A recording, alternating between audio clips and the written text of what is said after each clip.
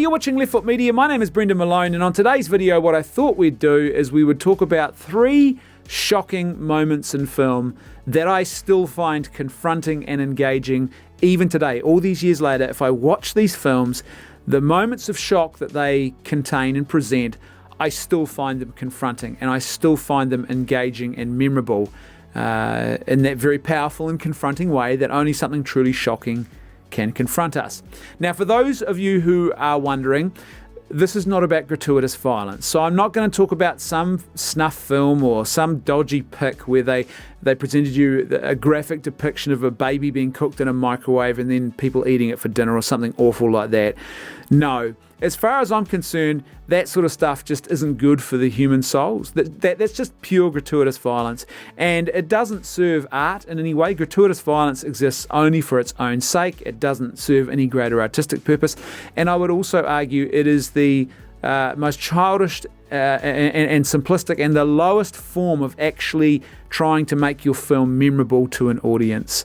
So when you think about something like The Human Centipede, yep, it's memorable to an audience, but it's not memorable because of any profound depth. It's not memorable because it is well crafted or well written or draws us into some beautiful mythology.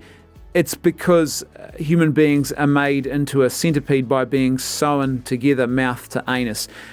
It's pure shock factor. It is the most simplistic way of making your film memorable. It takes a whole nother level of skill, though, to make a film or to have a shock or a shocking moment in a film, a confronting moment in a film that is built on the back of memorable characters, character development, and storytelling that draws you to that apex point where you are just confronted and astounded and shocked in some way by the events that are unfolding on screen.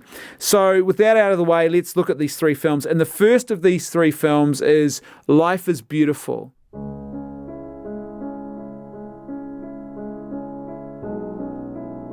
This is an awesome film. Let me read you from the back cover.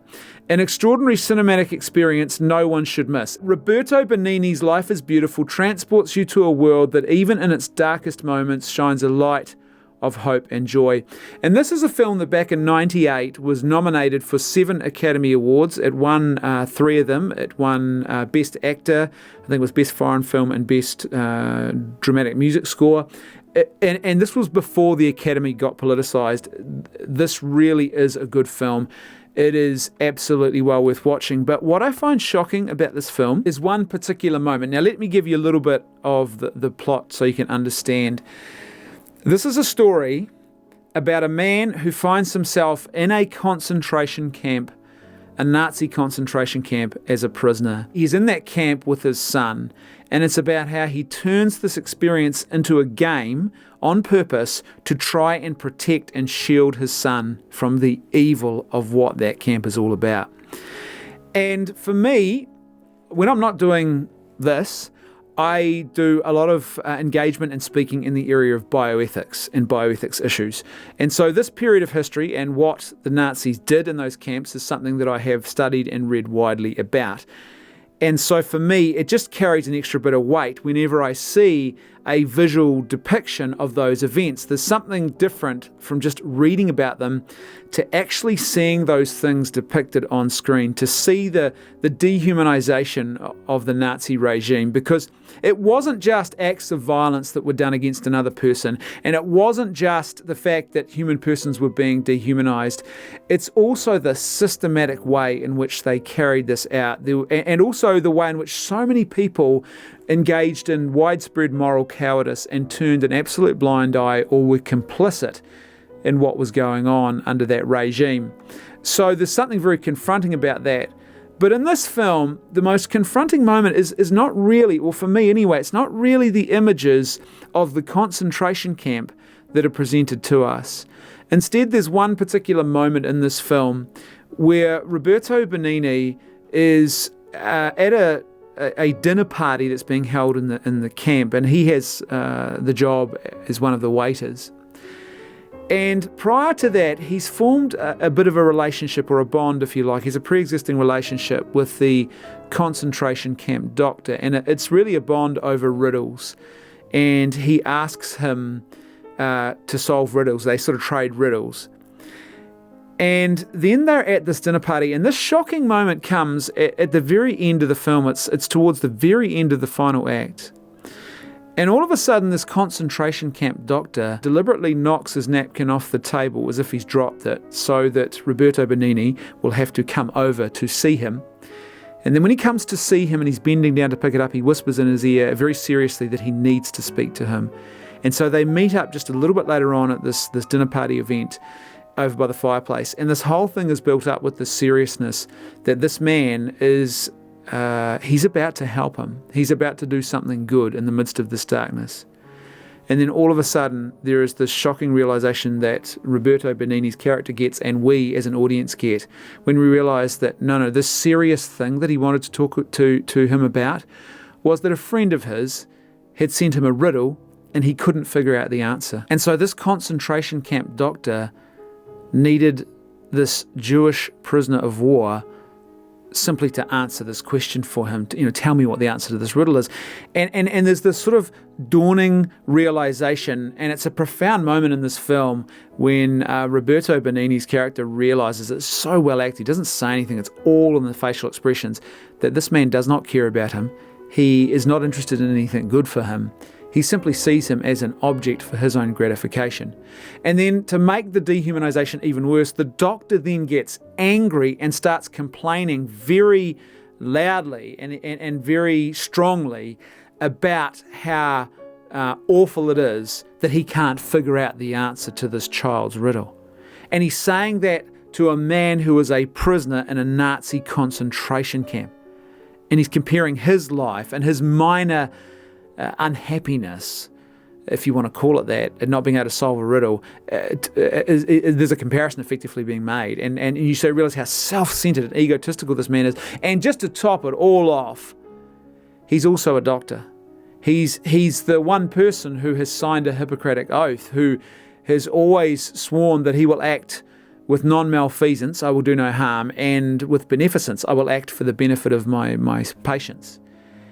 And here he is, it's insult added upon insult. And to me, I still watch it, and it's such a confronting moment when you realize, for me, it starkly shows you how dehumanized the Jewish people were in the eyes of the Nazis. And to have someone do that to another person, and to see it in the way it's built up, and you think the serious moment is coming where he's going to help him, and it's the exact opposite, and you realize he doesn't see him as anything more than an object for his own gratification. He does not see his humanity.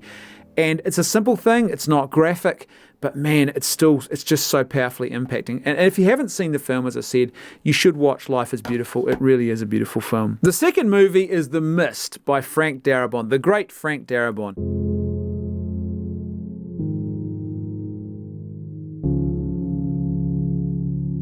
This is another Darabont, Stephen King collaboration. Shawshank Redemption was probably his most memorable one. Then there was The Green Mile, and then there's The Mist, which is based on a Stephen King short story.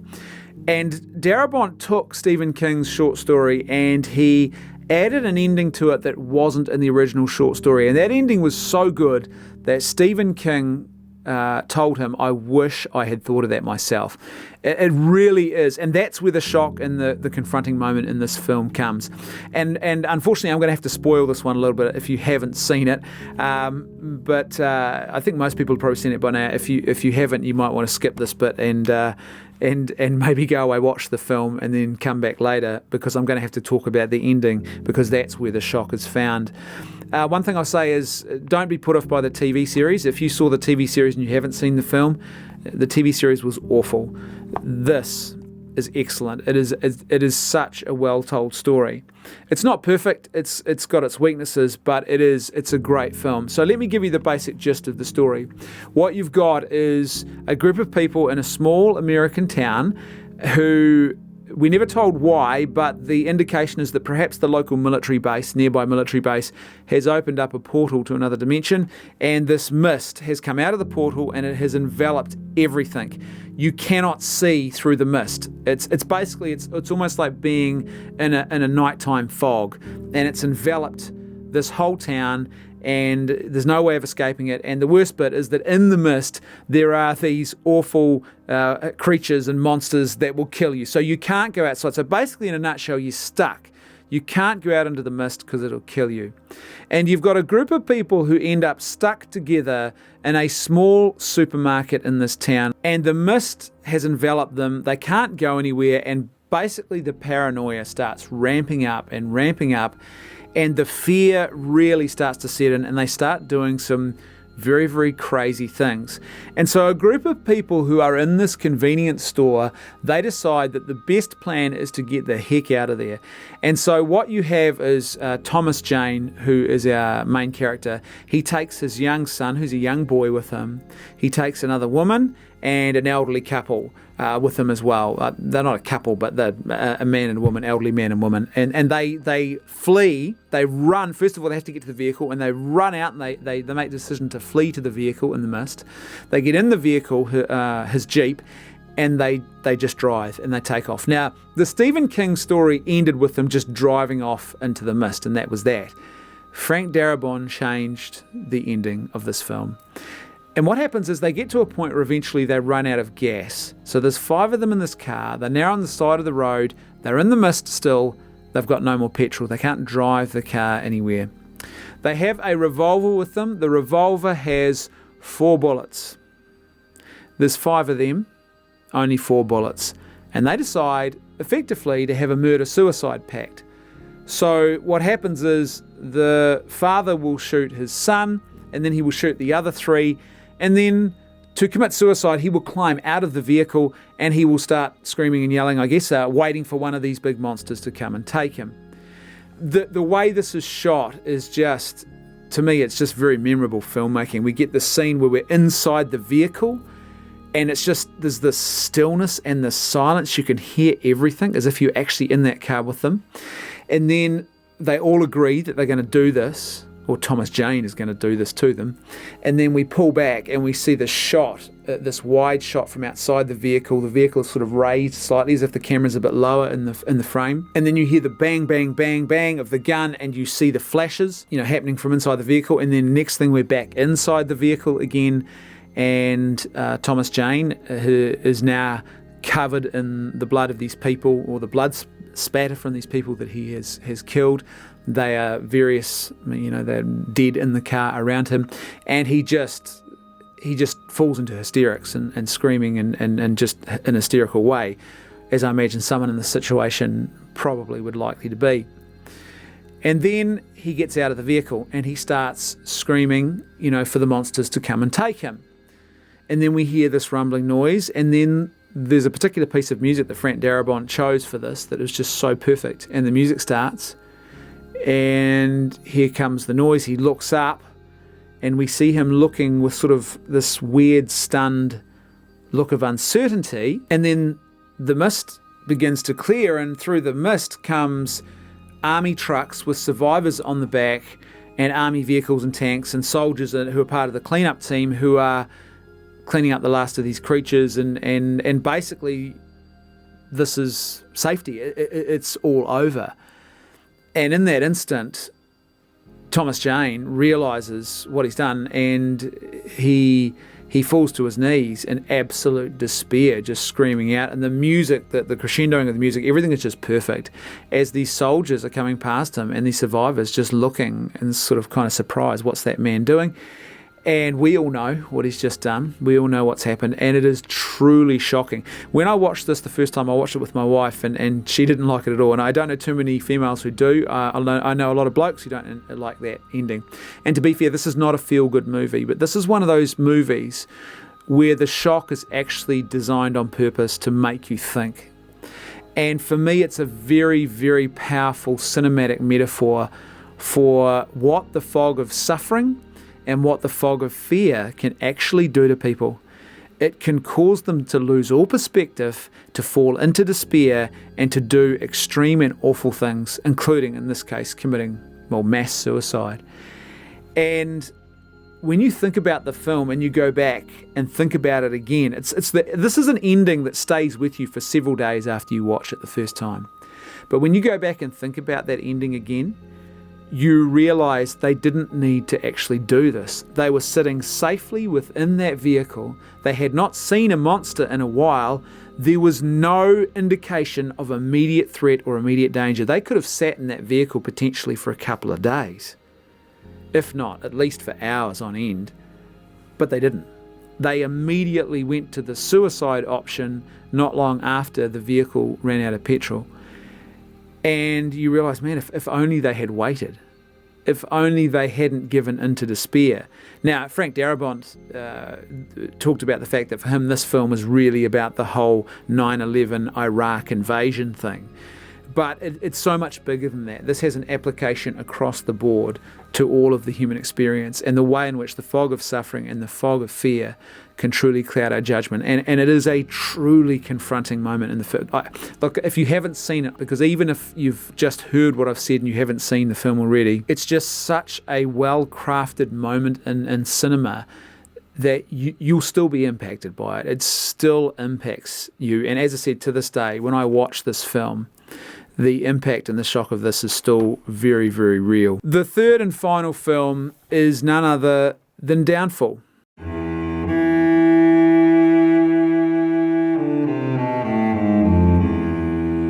Downfall tells the story about Hitler's final days at the end of the war in his bunker and the madness, basically, that ensues in that environment and this total unravelling of this vile anti-human ideology that was Nazism and all of the vile and evil philosophies and ideologies which underpinned it. But there's one moment in particular in this film that I still find absolutely shocking to this day, and that is the moment in this movie when Magda Goebbels, who is the wife of Nazi propaganda minister Joseph Goebbels, decides that it is far better if they actually kill their 6 children rather than let them live in a world without National Socialism.